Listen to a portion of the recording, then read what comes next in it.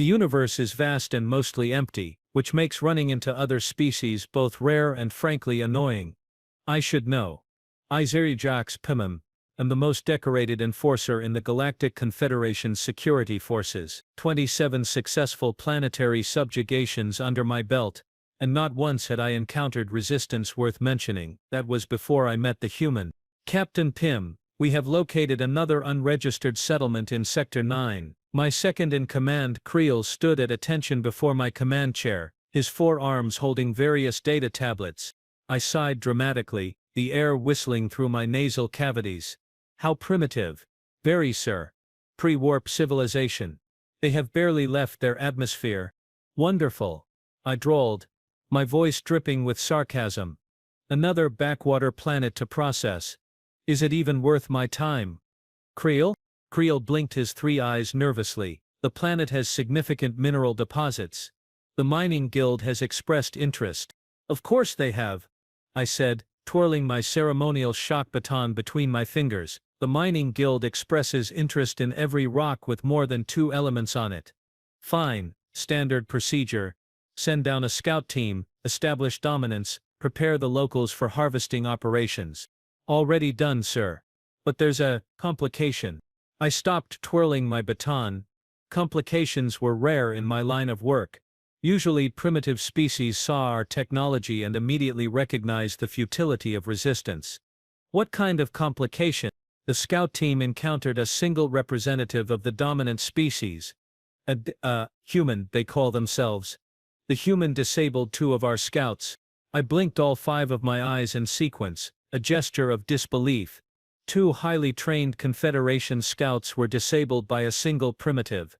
How is that possible? Unknown, sir. The remaining scout retreated to report back.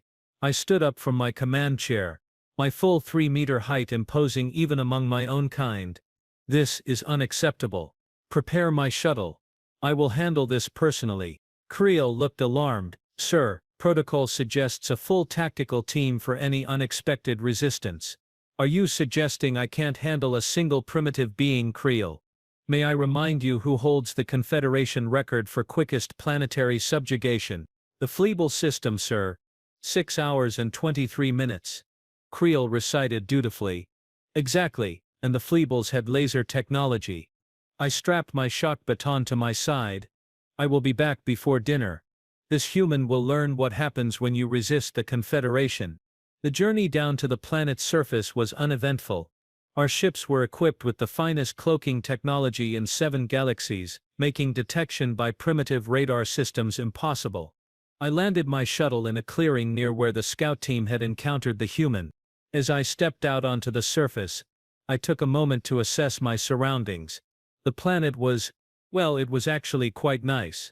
Blue sky, green vegetation, breathable atmosphere. Too bad it was about to become another Confederation mining colony. Property values would plummet once the acid extraction process began. My scanner indicated a single life form approaching from the east. I positioned myself in the clearing, standing tall and imposing, my shock baton prominently displayed. First impressions were everything in intimidation tactics. The human that emerged from the tree line was smaller than I'd anticipated. Maybe 1.8 meters tall with only 2 arms, 2 legs and disappointingly few natural defenses. No claws. Minimal teeth. No armored plating. Pathetic. Really. Hello again, the human said casually, as if greeting an old friend rather than an alien invader. I was wondering when you folks would send someone else down. The other guys weren't very talkative. I was momentarily taken aback. The human spoke without any visible fear. You understand me? The human tapped something in its ear. Universal translator. Picked it off one of your scouts. Neat little gadget. This was unexpected. I regained my composure quickly. I am Captain Zorgex Pym of the Galactic Confederation. This planet has been designated for resource extraction. Your cooperation will make this process less unpleasant for your species. The human seemed to consider this for a moment. Yeah, about that. I'm gonna have to say no. I blinked in confusion. You misunderstand. This isn't a negotiation. The Confederation has claimed this planet. And who gave you the right to do that? The human asked, hands in its pockets, still showing no signs of fear. Right?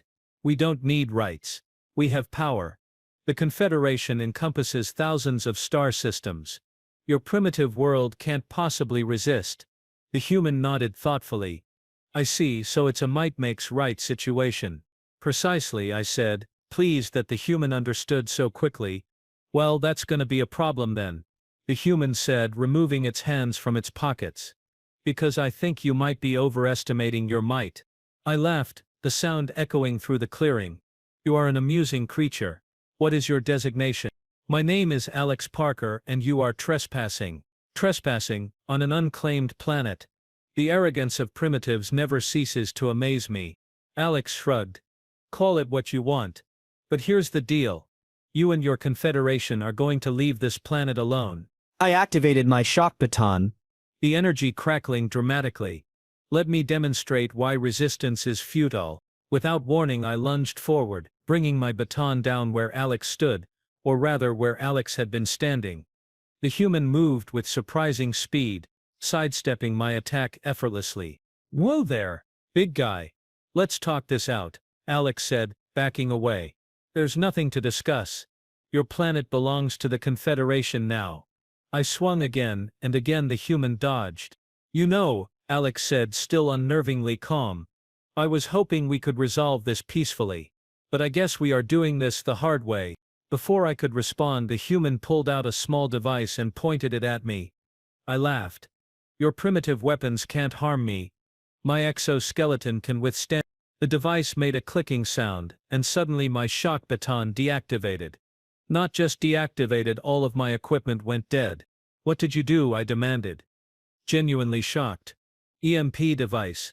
Figured it might work on your tech after examining the stuff I took from your scouts. Alex smiled. Technology is only as good as its weakest vulnerability. I tossed aside my useless baton. I don't need technology to deal with a primitive like you. See, that's your first mistake, Alex said, backing away as I advanced. Underestimating humans. It's kind of our whole thing, we look harmless until we are not. I lunged forward, attempting to grab the human with my powerful arms. Alex ducked under my grasp and delivered a sharp blow to what on my species would be considered a knee joint. Pain shot through my limb. How did you know where to strike? I gasped. Your scouts had some interesting biological data on their devices. I'm a quick study. Alex circled around me as I struggled to regain my balance. You guys really should encrypt your information better. This was humiliating. I Captain Zorgak's Pym being outmaneuvered by a Furlith being from an undeveloped planet. The Confederation will destroy your entire civilization for this affront. Yeah, about that, Alex said, tapping something on a wristband. While we have been chatting, I have been broadcasting our conversation to every major government on Earth. Right about now they are all going on high alert. I laughed despite the pain in my leg. You think your primitive weapons can stand against a Confederation battle fleet? Alex's face grew serious. No, I don't. But here's the thing about humans. Zorgaks, we are really good at three things. Adapting, improvising, and holding grudges. Is that supposed to frighten me? It should, because if your Confederation comes here in force, we won't just roll over, we will flit. And maybe you will win. Probably you will win.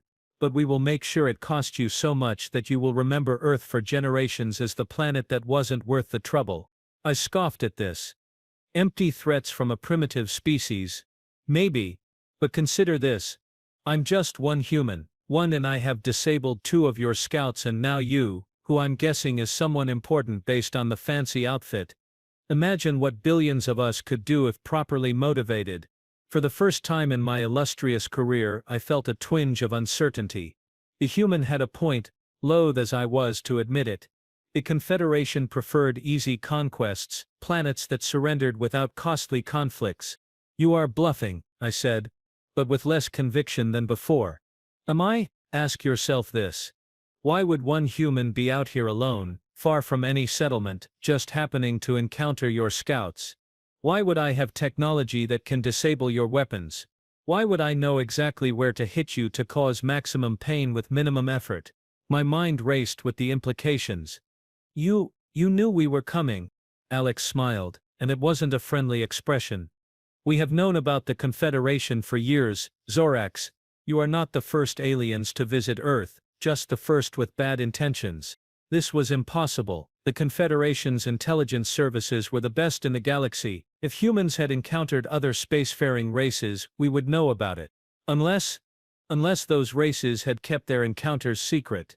But why would they do that? Unless— You see where I'm going with this? Alex asked, as if reading my thoughts. Earth is under protection. Has been for a long time. Your Confederation just didn't get the memo. Protected by whom? I demanded. Let's just say there are older, more powerful entities in this galaxy than your Confederation. Entities that find humans interesting. I narrowed my eyes. You are lying. Maybe, are you willing to bet your career on that? Maybe your life. Because I guarantee if the Confederation attacks Earth, those entities will take notice. And they won't be pleased. Doubt crept into my mind like a parasite. What if the human was telling the truth? There were rumors, of course, whispered tales of ancient races that predated the Confederation, races with technology so advanced it might as well be magic. The Confederation officially dismissed such stories as myths, but I can see you are thinking it through, Alex said. Good. Here's my proposal: you leave Earth alone, tell your superiors this planet is off limits. Make up whatever reason you want. Solar radiation, biological hazards, religious significance, I don't care. And why would I do that? Because if you don't, one of two things will happen. Either those ancient protectors I mentioned will come down on the Confederation like a cosmic hammer, or what? Alex's smile turned predatory.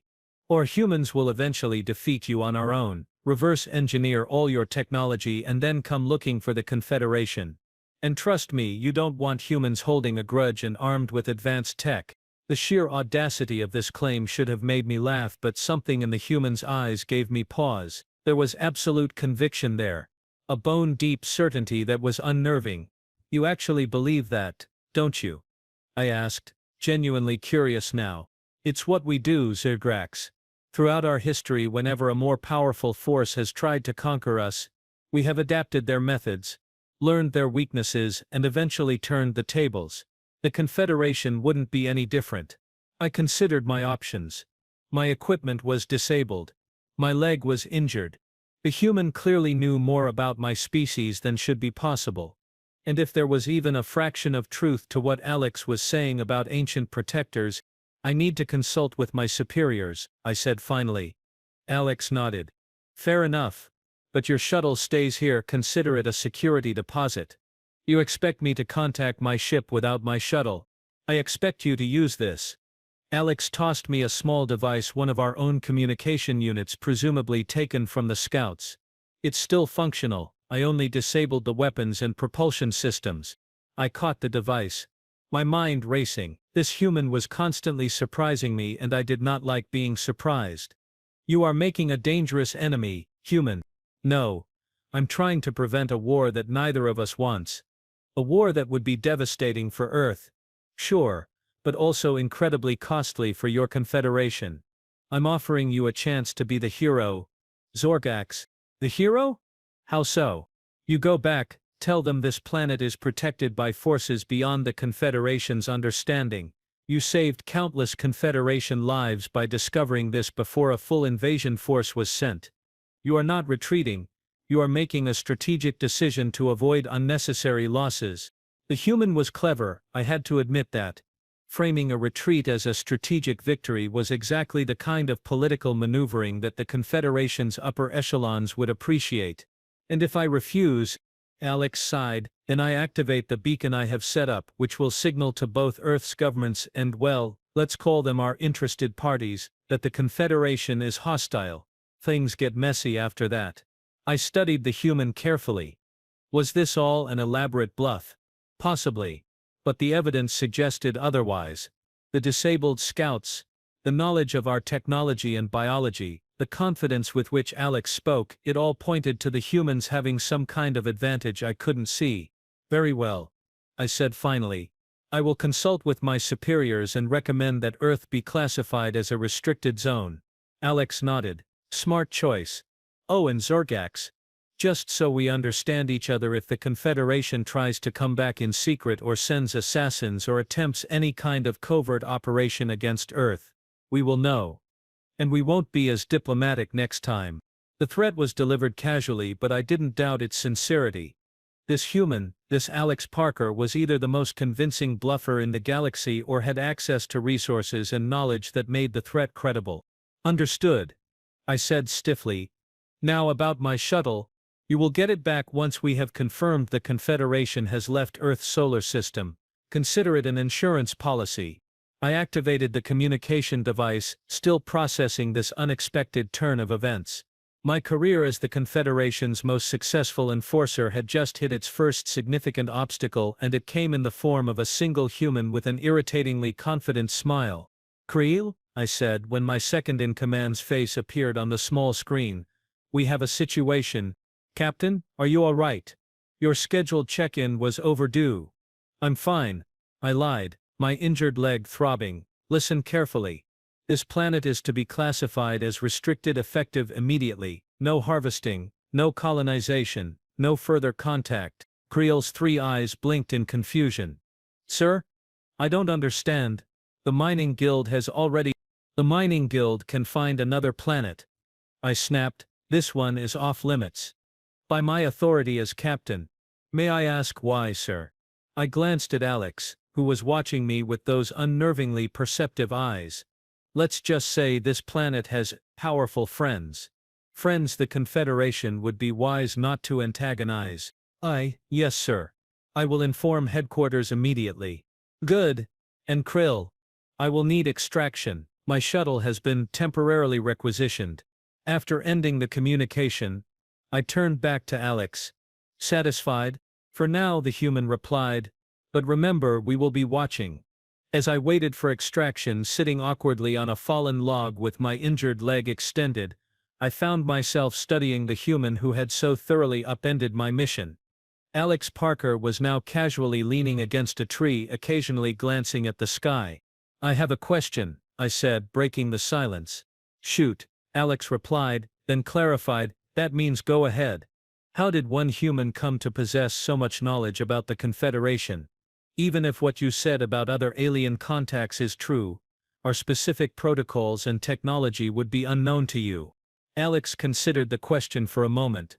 "Let's just say we have been paying attention. Your Confederation isn't as stealthy as you think. We have been detecting your probes and scout ships for decades." "Impossible. Your detection technology is primitive." "Our official public detection technology, sure." Alex smiled enigmatically. "But you'd be surprised what humans can accomplish when we are motivated. Especially when we work together with, shall we say, interested parties." There it was again, that reference to mysterious allies. Was it possible? Could Earth actually be under the protection of one of the rumored ancient races? "These interested parties you keep mentioning," I probed carefully. "Do they have a name?" "They have many names. We have called them different things throughout our history, but they prefer to remain in the background. Why would advanced beings take an interest in protecting such a primitive planet?" Alex laughed. "That's the multi-billion-dollar question, isn't it? Maybe they see potential in us. Maybe they are playing a long game, or maybe they just think we are entertaining. Does it really matter, as long as they are willing to step in if the Confederation pushes its luck?" The human was being deliberately vague. I realized, either because these mysterious protectors didn't actually exist, or because their exact nature was unknown even to humans. Either way, the uncertainty worked in Earth's favor. The Confederation's leadership was notoriously risk-averse when it came to potential conflicts with unknown powers. A sound from above interrupted our conversation. A Confederation extraction pod was descending through the atmosphere, its thrusters leaving trails of ionized gas in the blue sky. "Looks like my ride is here," I said, struggling to my feet. "Remember our agreement," Alex said, suddenly serious. "Earth is off limits.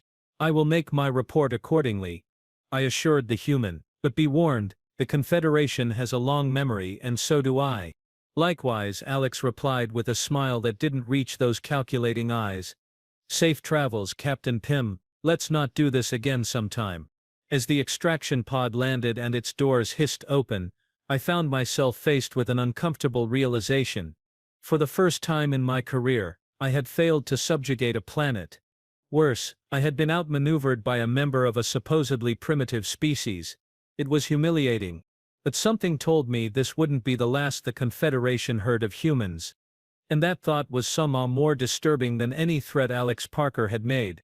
As the pod lifted off, I caught a final glimpse of the humans standing in the clearing, watching my departure with that same infuriatingly confident posture.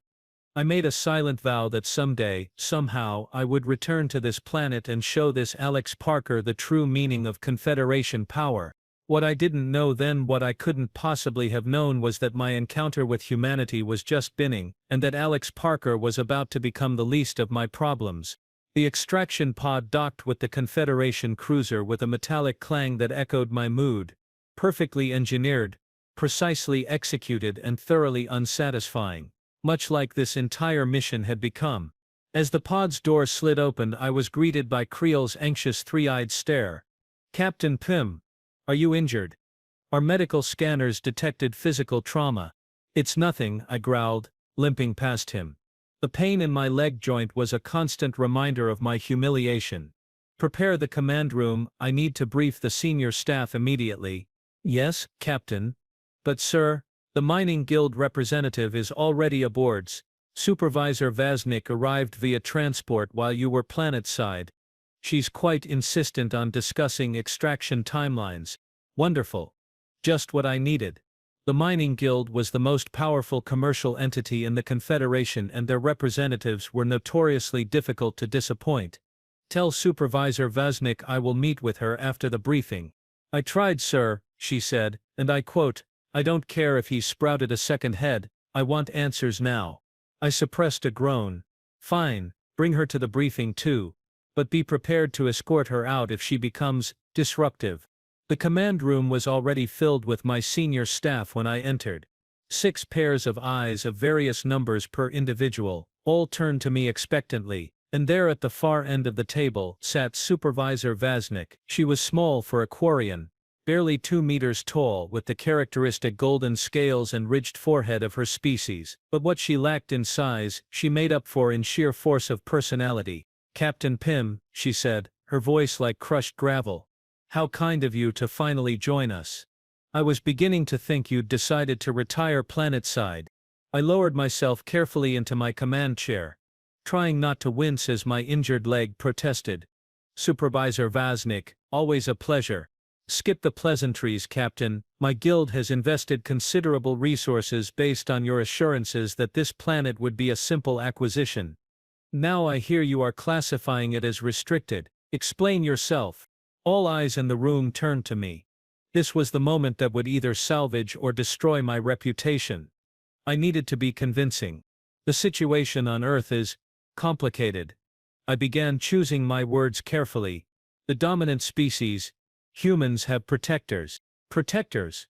Vaznik scoffed. "What kind of protectors?"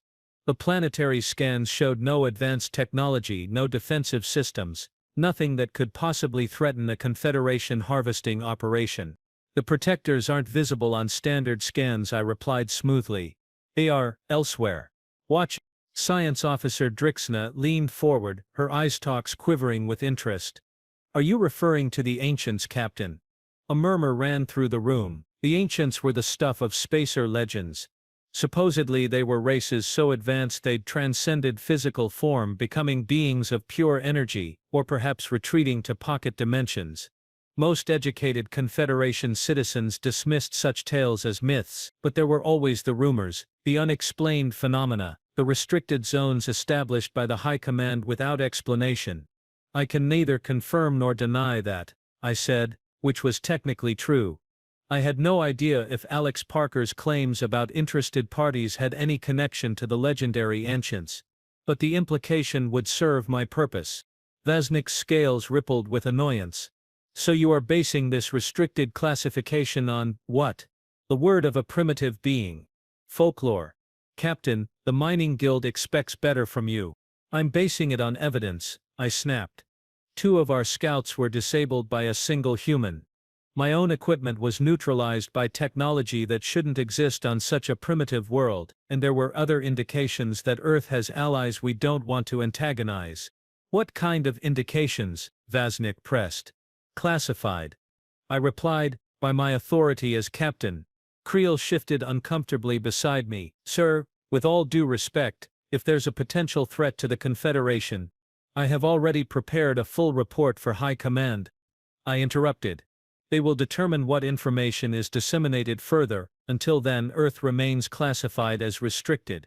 No harvesting operations. No further contact. Vaznik stood abruptly, her clawed hands splayed on the table. This is unacceptable. The Guild has already committed resources, made projections, signed contracts with buyers. Do you have any idea how much this will cost us? Less than a war with unknown entities would cost, I countered. Would you prefer I had led us into an armed conflict with forces beyond our understanding? That gave her pause. The mining guild might be powerful, but even they were subject to the Confederation's military hierarchy during matters of security, and no one, not even the guild, wanted to risk encountering forces beyond our technological level. This isn't over, Captain Pym, Vaznik said finally. The guild will be filing a formal protest with High Command. Your career won't survive this debacle. After she stormed out, the command room remained silent for several uncomfortable moments. Is it true, Captain? Drixna asked eventually. Are the ancients protecting Earth? As I said, that information is classified, I replied. But I will say this. Earth is more than it appears. And sometimes, discretion is the better part of valor. But sir, Tactical Officer Blurtz interjected, even if these protectors exist, surely the Confederation fleet could. That will be all, I cut him off. I want a course set away from Earth's solar system immediately. Full distance scan reports on my desk within the hour. And someone get me a medical drone for this leg. As my staff dispersed to carry out their orders, Creel remained behind, looking troubled. Something on your mind, Creel? I asked, finally allowing myself to massage my throbbing leg. Sir, what really happened down there? I looked at my second-in-command carefully. Creel had served with me for 7 stellar cycles. He'd seen me subjugate worlds without breaking a sweat. He knew this wasn't like me. What happened, Creel, is that I encountered something I didn't understand. And in my experience, when that happens, it's best to proceed with caution. But a single primitive disabled you, sir. That's unprecedented. Yes, I admitted. It is. And that's precisely why we are leaving, because unprecedented things make me nervous. And things that make me nervous tend to end badly for everyone involved. Creel accepted this with a nod, though I could tell he wasn't entirely satisfied. He left me alone with my thoughts, which were darker and more confused than I cared to admit. The human Alex Parker had gotten under my skin in a way no adversary ever had. Not just because of the physical defeat, though that was humiliating enough, but because of the doubt the human had planted in my mind. Doubt about the Confederation's invincibility, doubt about the simplicity of our mission, doubt about my own understanding of the galaxy. And I did not like doubt. 3 cycles later, my cruiser docked at Confederation Central Station, the massive space habitat that served as the administrative heart of our vast interstellar empire. My leg had healed, thanks to advanced medical technology, but my pride remained wounded. As expected, I was immediately summoned to High Command for a personal debriefing. This was unusual. Normally, mission reports were processed through layers of bureaucracy before reaching the actual decision-makers. Being called directly to High Command could mean one of 2 things. Either I was about to be severely disciplined, or what I had encountered was even more significant than I realized. The High Command chamber was designed to intimidate, a circular room with a single platform in the center, surrounded by elevated seats where the 9 members of the High Command looked down on whoever stood before them. The lighting was kept low except for a harsh spotlight on the platform, ensuring that the command members remained in shadow while the speaker was fully exposed.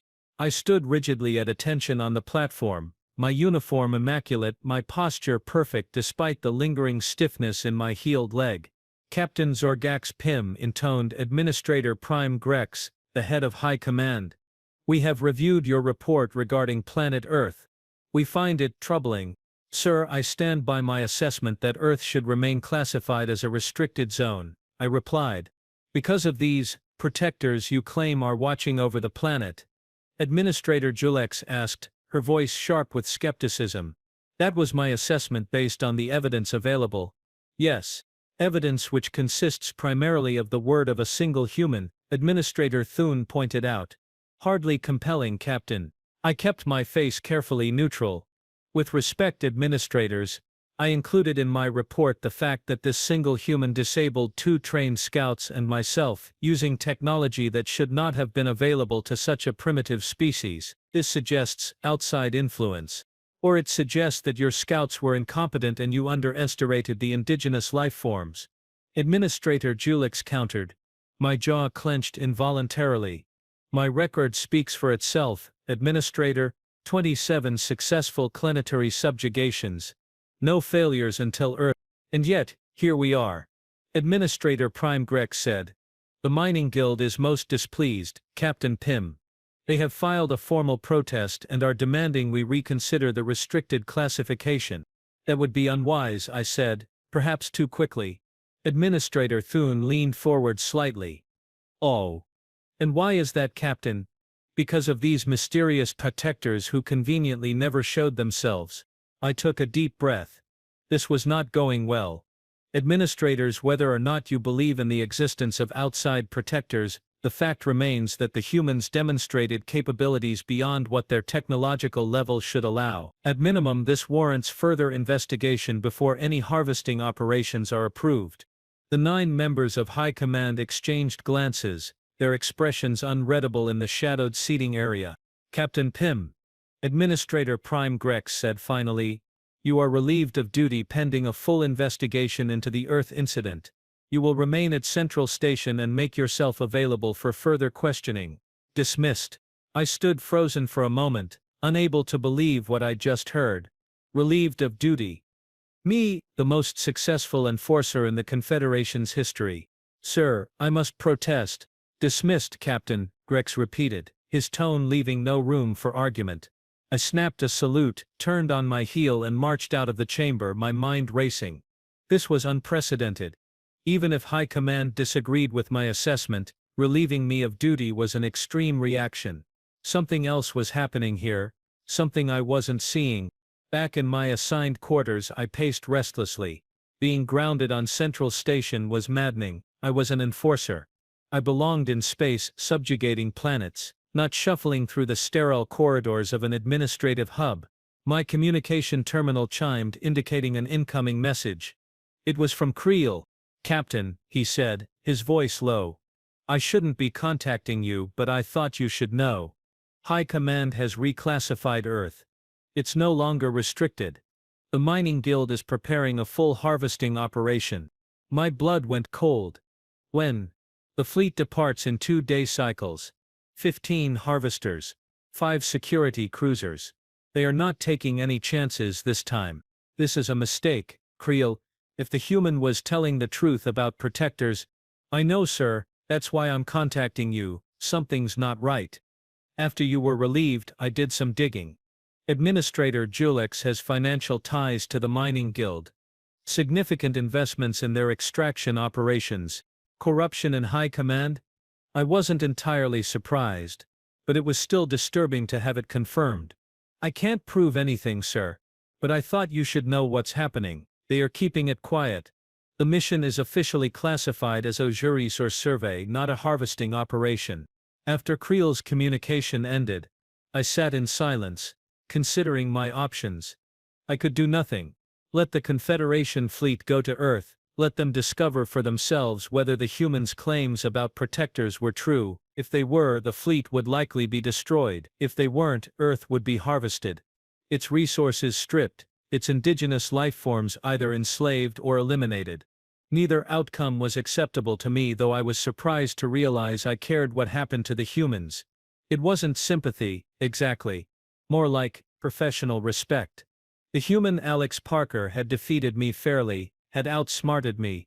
That deserved some consideration. But more importantly, if the human had been telling the truth about protectors, Sending a fleet to Earth could provoke a conflict that would endanger the entire Confederation, and despite everything, I was still a loyal citizen. I couldn't stand by and watch my civilization potentially walk into a catastrophe. Decision made, I accessed my terminal again and began making arrangements. What I was about to do would likely end my career permanently, possibly even lead to imprisonment. But sometimes being a true servant of the Confederation meant disobeying its corrupted officials. 12 hours later, I was aboard a stolen scout ship, racing away from Central Station on a direct course for Earth. I'd had to call in favors from less than reputable contacts to arrange the ship, and I'd narrowly avoided security patrols during my escape, but I was free, and I had a head start on the harvesting fleet.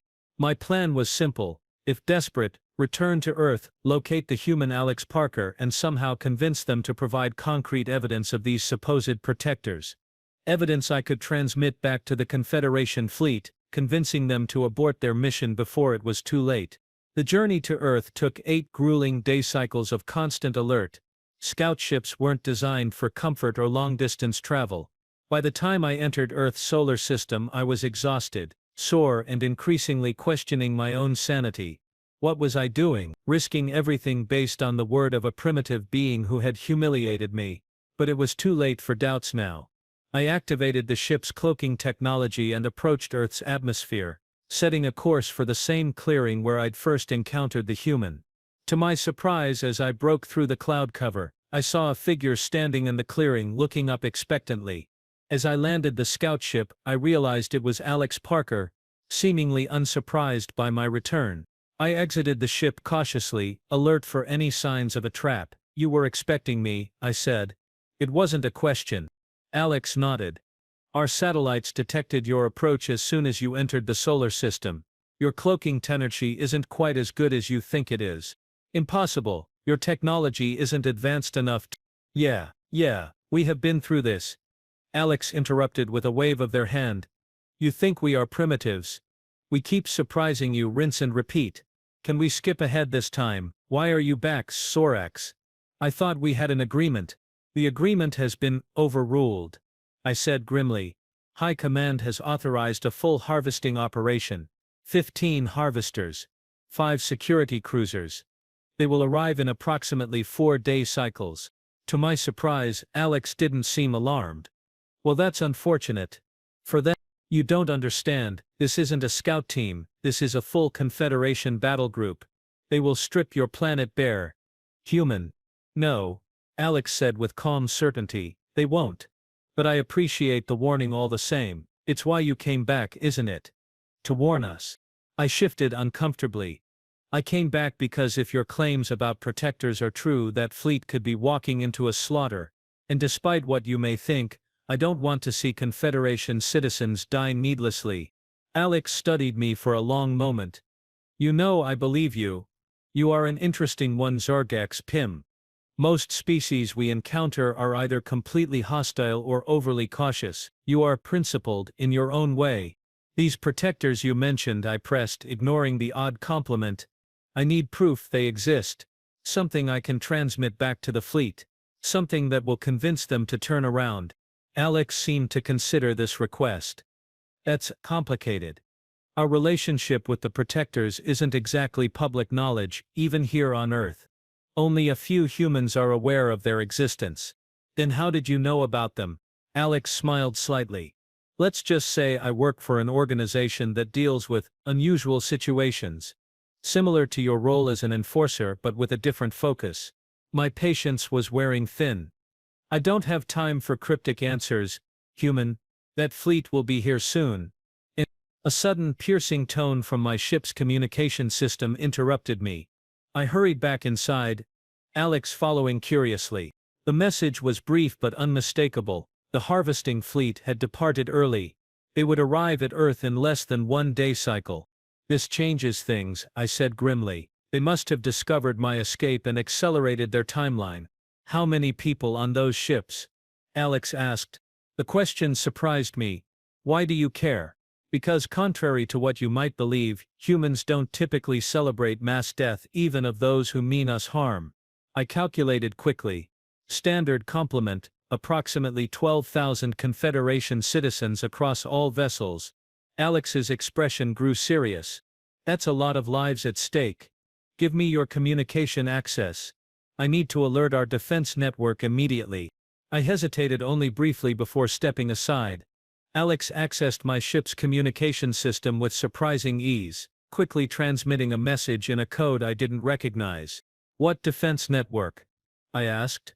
Your planet has no unified military command according to our intelligence. Not the kind you'd recognize, Alex replied cryptically. But it exists, and now it's been activated. And these protectors, will they respond in time? Alex gave me an unreadable look. You really want to save your people, don't you? Despite being relieved of duty, despite knowing they'd probably execute you as a traitor if you returned. They are still my people, I said simply. All right, Alex said after a moment. I can't give you proof of the protectors, not in the way you want. But I can show you something that might help you understand why Earth isn't the easy target your Confederation thinks it is. Alex led me out of the scout ship and pointed to a nondescript ground vehicle that had appeared at the edge of the clearing. Get in, we don't have much time. Against my better judgment, I squeezed my large frame into the human vehicle. Alex drove rapidly through a dense forest, eventually emerging near what appeared to be a small, isolated structure. What is this place? I asked as we approached. One of our monitoring stations, Alex replied, leading me inside, small enough to avoid detection by your scans but connected to a global network. The interior of the structure was surprisingly advanced. Multiple display screens showed various data feeds, star charts and what appeared to be real-time tracking of objects in Earth's orbit. This technology, I said, examining the displays with growing unease. This shouldn't be possible for your civilization's development stage. Yet here it is, Alex replied, activating a central console. Zorgax.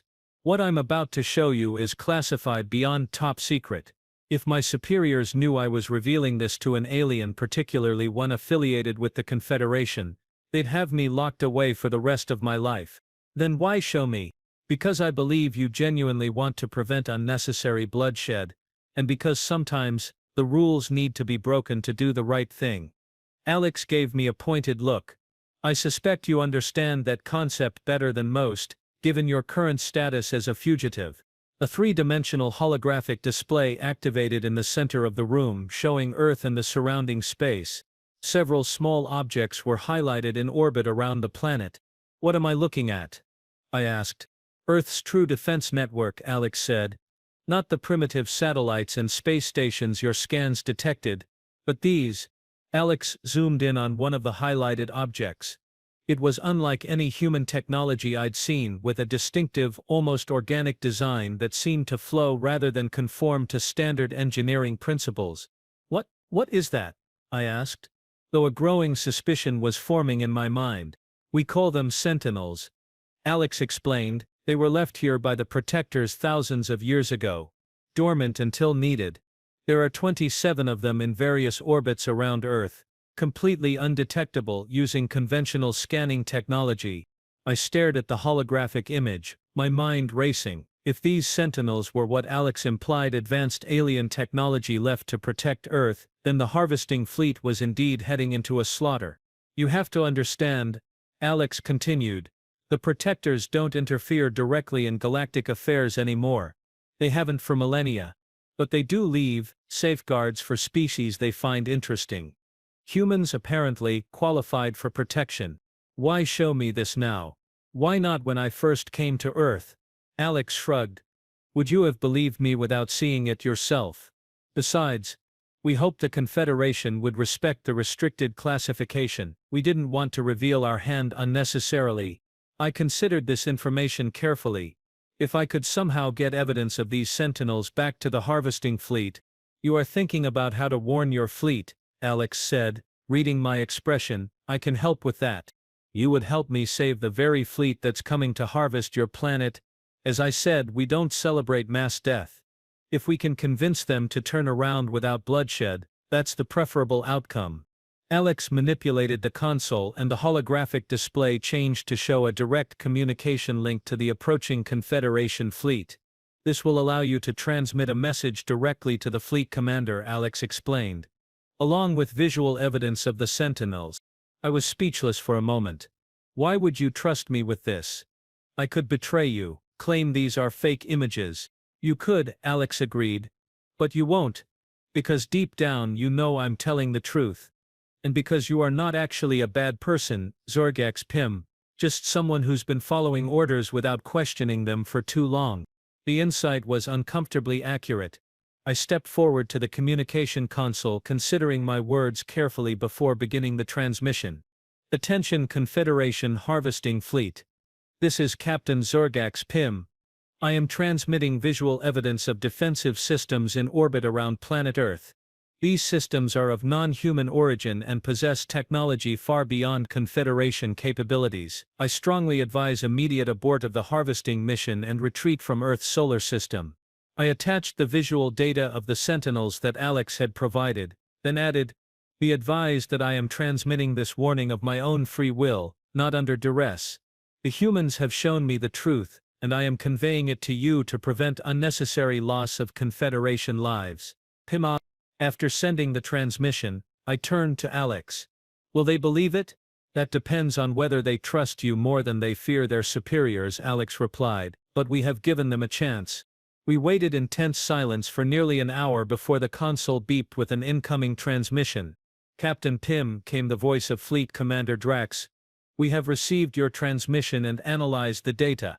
Our advanced scouts confirm unusual energy signatures in Earth orbit consistent with your warning. After consultation with my senior officers, I have made the decision to abort the harvesting operation and withdraw from this solar system.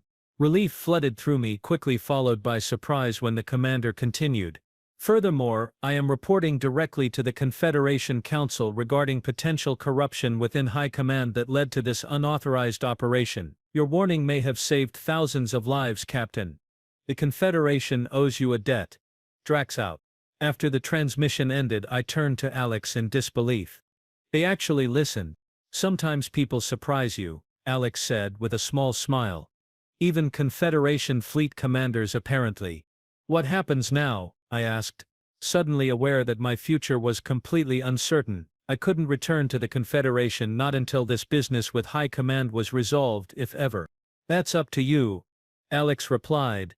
But if you are interested, there might be a place for someone with your experience and newfound perspective. Here on Earth, among humans.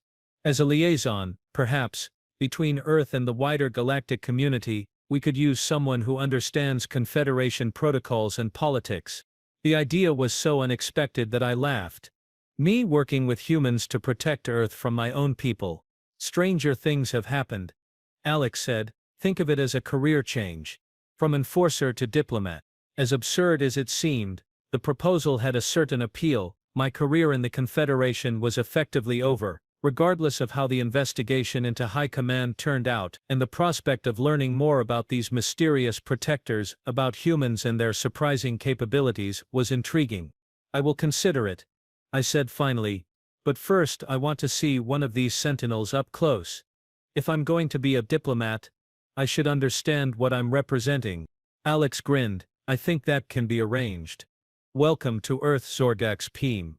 I have a feeling things are about to get very interesting for both our species. And standing there in that small monitoring station on a planet I had come to subjugate, looking at evidence of forces beyond even the Confederation's understanding, I couldn't help but agree. The universe was indeed vast and mostly empty, but sometimes, just sometimes, you ran into something or someone that changed everything. I had tried to bully a human, and in doing so I had learned not just why that was a bad idea but perhaps why it was the best mistake I had ever made.